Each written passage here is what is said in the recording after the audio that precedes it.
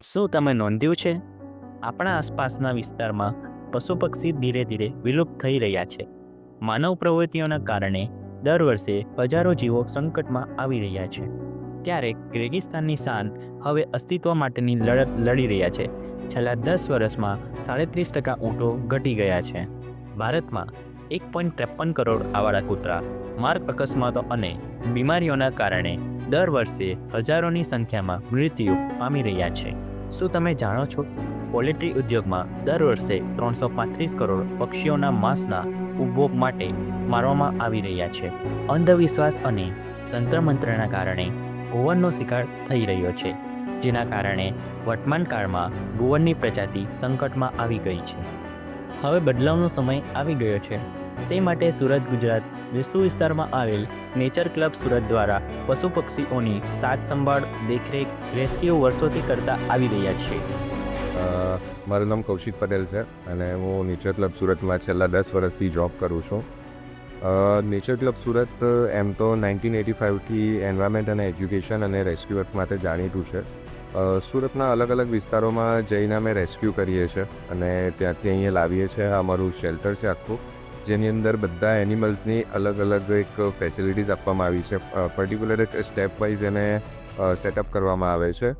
First પહેલાં જ્યારે બહુ વધારે ઇન્જરી હોય તેને સ્મોલ કેજીસમાં તમે અહીં જોઈ શકો છો આમાં રાખવામાં આવે છે. ત્યાર પછી એને થોડા મોટા કેજમાં રાખવામાં આવે છે અને ત્યાર પછી જ્યારે એકદમ એ સાજા થઈ જાય છે તો એ લોકોને મૂવમેન્ટ માટે થોડા મોટા કેજની અંદર આપણે એને શિફ્ટ કરવામાં આવીએ છીએ. ઘણી વખત એવું થાય છે કે જ્યારે રેસ્ક્યુઅર પર આપણે જતા હોઈએ છીએ તો ઘણી બધી ટેકનિકલિટીનો ફેસ કરવો પડે છે. લાઈક કસેથી રેપલિંગ કરીને કેટ્સને બચાવવાનું હોય છે કે ઘણી વખત એવું પણ હોય છે કે રોડ પર ડોગ્સ બહુ ભાગાભાગ કરતા હોય છે અને એ લોકોને રેસ્ક્યુ કરવાનું, કેમ કે એ લોકો પણ ઇન્જર્ડ હોય છે અને એ લોકો અમને પણ ઓળખતા નથી, એટલે એ લોકોને અમે જેમ તેમ કરીને ત્યાંથી રેસ્ક્યુ કરીને આવતા હોઈએ છીએ અને ઘણી બધી પ્રોબ્લેમ્સનો પણ ફેસ કરવાનો આવતો હોય છે. લાઈક ઘણી વખતે તો લડાઈ પણ થઈ જાય છે, પણ એનિમલ્સમાં તો અમે ઘણા ટાઈમથી વર્ક કરીએ છીએ. સો આ વસ્તુ એવી થઈ ગઈ છે કે હવે અમને એનિમલ્સ સાથે એટલો બધો પ્રેમ છે કે અમે બધી જગ્યા પર અવેરનેસ પણ કરીએ છીએ કે સમજાવીએ છીએ પબ્લિકને કે આવી રીતના હોય છે. એમ કે અત્યારે ઘણી જગ્યા પર એવું હોય છે કે ડોગ્સ ગાડી પછાડી ભાગે છે તો બધા મારવા દોડે છે, પણ એનો બી એક ઇન્ટેન્શનલી અલગ હોય છે કે કેમ ભાગે છે. આ પ્યારી છે. તેણે રોડ અકસ્માતના કારણે ગંભીર ઈજા પહોંચી છે અને નેચર ક્લબ સુરતના સંભાળ રાખનાર આ પ્યારીની સારવાર કરી રહ્યા છે અને યોગ્ય તરીકે તેની દેખરેખ કરી રહ્યા છે.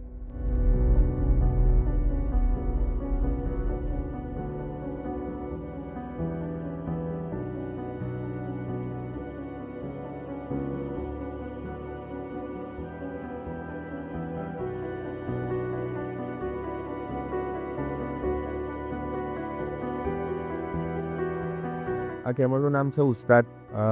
ઉસ્તાદ અમને કોવિડ પછી રોડ પરથી ઇન્જર્ડ હાલતમાં મળેલો હતો. એને પગમાં ઇન્જરી આવી હતી અને અમે ત્યાર પછી એને રેસ્ક્યુ કરીને લાવ્યા અને અહીંયા સાજા કર્યા.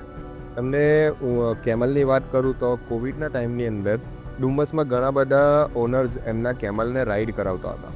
તો ત્યાર પછી કોવિડ સ્ટાર્ટ થયું એટલે એ લોકોને રોજીરોટી કંઈ મળવા નહીં લાગી, એટલે ત્યાર પછી એ કેમલ્સને એ લોકોએ એબેન્ડન કરી દીધા, રોડ પર એમ જ ખુલ્લા છોડી દીધા. તો હવે ઓબ્વિયસલી સીધી વાત છે કે કેમલને પણ ખાવાનું જોઈએ.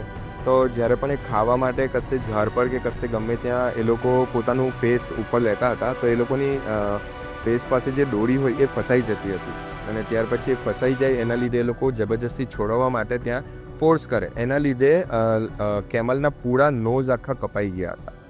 અને આવી રીતના લોકડાઉનની અંદર અપ્રોક્સિમેટલી નેચર ક્લબ સુરતે 14થી 15 જેટલા કેમલને રેસ્ક્યુ કર્યા અને 1 થી 1.5 મહિનાની એને ટ્રીટમેન્ટ આપી અને ત્યારબાદ એને પૂરેપૂરા સાજા થઈ ગયા.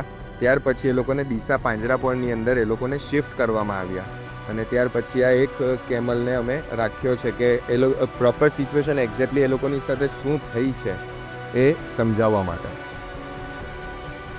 આપણે ભૂલી ગયા છીએ કે આ પૃથ્વી માત્ર આપણા માટે નથી. પશુઓ અને પક્ષીઓ સાથે આપણું અસ્તિત્વ જોડાયેલું છે. જો આપણે પ્રકૃતિને બચાવી શકીશું તો પ્રકૃતિ આપણને બચાવશે.